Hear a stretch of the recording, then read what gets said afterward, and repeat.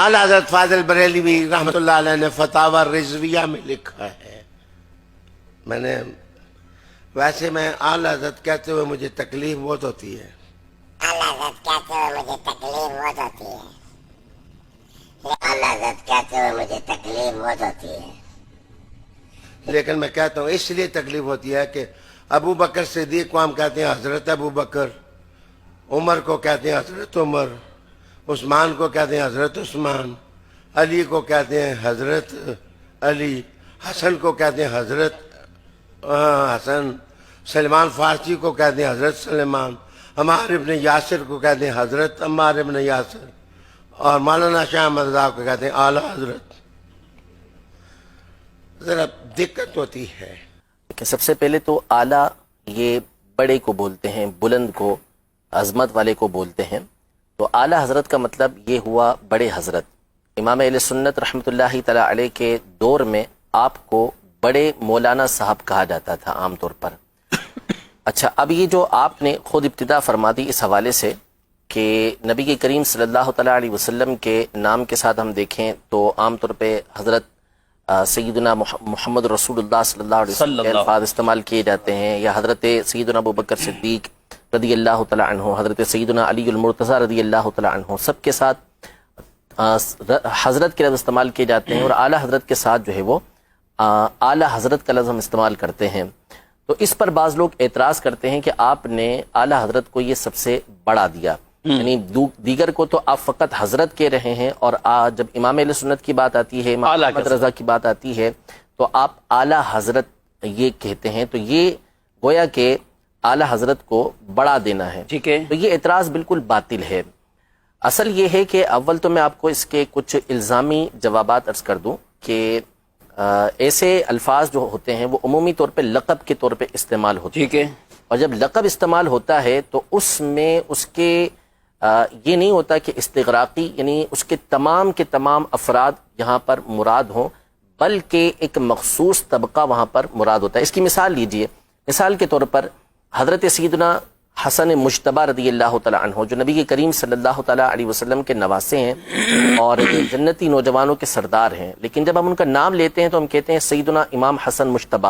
ٹھیک ہے، امام حسین رضی اللہ تعالیٰ عنہ صحیح، شہید کربلا، جنتی نوجوانوں کے سردار ہیں، لیکن کیا کہا جاتا ہے؟ امام حسین. ٹھیک ہے، امام محمد باقر رضی اللہ تعالیٰ عنہ اہل بیت اطہار میں سے ہیں، امام اعظم کے اساتذہ میں سے ہیں. امام جعفر صادق اہل بیت اطہار میں سے ہیں، امام اعظم کے اساتذہ میں سے ہیں. امام حسن بصری، امام ابن سیرین، امام مالک، امام شافعی، امام احمد بن حنبل. آپ تابعین کے نام کے ساتھ چلتے چلے جائیں کہ اکابر تابعین جو ہیں یا تبع تابعین جو ہیں یا ان کے بعد کے افراد ہیں تو ان کے ساتھ ہم بولتے ہیں امام. لیکن جب بات آتی ہے نعمان بن ثابت رحمۃ اللہ تعالی علیہ، ابو حنیفہ رحمۃ اللہ تعالی علیہ، تو ان کے نام کے ساتھ ہم بولتے ہیں امام اعظم. اعظم اور اعلیٰ کا معنی ایک ہی ہے، یعنی بڑے امام. تو اب کوئی یہ اعتراض کرے کہ یار آپ نے تو امام اعظم کو امام حسن مجتبی سے بڑھا دیا، امام حسین سے بڑھا دیا، حالانکہ ایسا کوئی بھی نہیں کہتا. ٹھیک ہے، یہ ایک مثال ہو گئی علمی اعتبار سے. اب مثال کے طور پر ایک اور مثال دنیاوی اعتبار سے، ہمارے جو قائد ہیں، ہمارے رہنما، سب سے بڑے رہنما کون ہیں؟ نبی کریم صلی اللہ تعالیٰ علیہ وسلم کی ذات گرامی. ہمارے قائد ہم یہ کہیں گے کہ ابو بکر صدیق رضی اللہ تعالیٰ عنہ ہیں. ہمارے قائد خلفائے راشدین ہیں. ہمارے قائد اہل بیت اطہار ہیں. ہم قائد کہتے ہیں کہ قائد اہل سنت فلاں قائد، فلاں قائد، فلاں قائد. لیکن جب محمد علی جناح صاحب کا نام آتا ہے تو ہم کیا کہتے ہیں؟ قائد اعظم. تو کیا قائد اعظم کہ ہم نے ان کو نبی کریم صلی اللہ علیہ وسلم سے بڑا قائد بنا دیا؟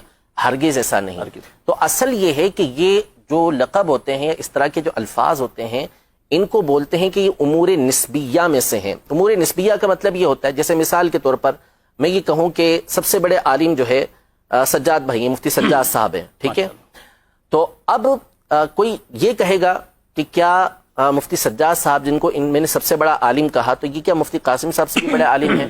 ظاہر سی بات ہے کہ ہم میں سے کوئی بھی نہیں کہے گا کہ مفتی قاسم صاحب سے بڑے عالم ہیں. بلکہ اس کا مطلب کیا ہوا کہ ہم جو یہاں پر افراد موجود ہیں، ہم میں سب سے بڑھ کر علم کے اندر یہ ہیں. تو اس کا مطلب یہ ہے کہ اس طرح کے القابات جب استعمال ہوتے ہیں تو مخصوص طبقہ، مخصوص دائرہ یہ مراد ہوتا ہے. تو اعلیٰ حضرت امام اہل سنت رحمۃ اللہ تعالی علیہ کے لیے جب یہ لفظ استعمال کیا جاتا ہے تو اس کا مطلب یہ ہوتا ہے کہ آپ اپنے زمانے کے افراد اور اپنے مابعد کے افراد کے اوپر فوقیت رکھتے ہیں، اپنے بعد والے افراد کے اوپر آپ فائق ہیں، بلند ہیں ان سے، علم کے اندر، تقوی کے اندر، عشق کے اندر، ان تمام چیزوں میں اللہ نے آپ کو بلندی عطا فرمائی تھی، اس لیے علماء نے آپ کو اعلی حضرت کا یہ لقب دیا۔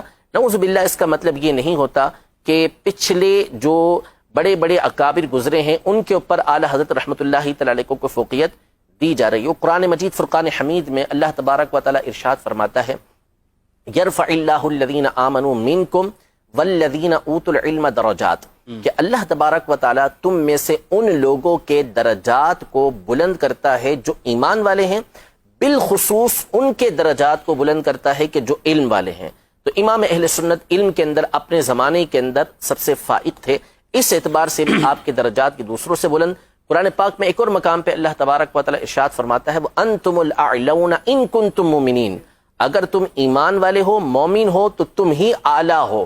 تو اعلیٰ حضرت رحمۃ اللہ تعالی علیہ کامل ایمان والے تھے کہ آپ جب پیدا ہوئے اس کی جو تاریخ بنتی ہے وہ بنتی ہی یہی ہے کہ اللہ تبارک و تعالی نے ان کے دلوں کے اندر ایمان کو مضبوط کر ڈالا ہے۔ تو امام اہل سنت کامل مومن تھے، اس اعتبار سے بھی آپ کو اعلیٰ کہا جاتا ہے۔ تو نعوذ باللہ اس کا مطلب یہ نہیں کہ آپ پچھلوں سے بھی یعنی جو اکابر تابعین ہیں، جو صحابہ کرام علیہم رضوان ہیں، ان سے بھی اعلیٰ ہوں، ایسا نہیں، بلکہ اپنے ایک دائرے کار کے اندر اپنے بعد والوں کے اوپر آپ کو یہ الفاظ، یہ لفظ جب بولے جاتا ہے تو ان میں بلندی مراد ہوتی ہے، اور لقب جب دیے جاتے ہیں نا تو لقب سے ایک مخصوص شخصیت مراد ہوتی ہے، اس میں استغراق تمام کے تمام کو گھیر لینا یہ مراد نہیں ہوتا۔ ماشاءاللہ۔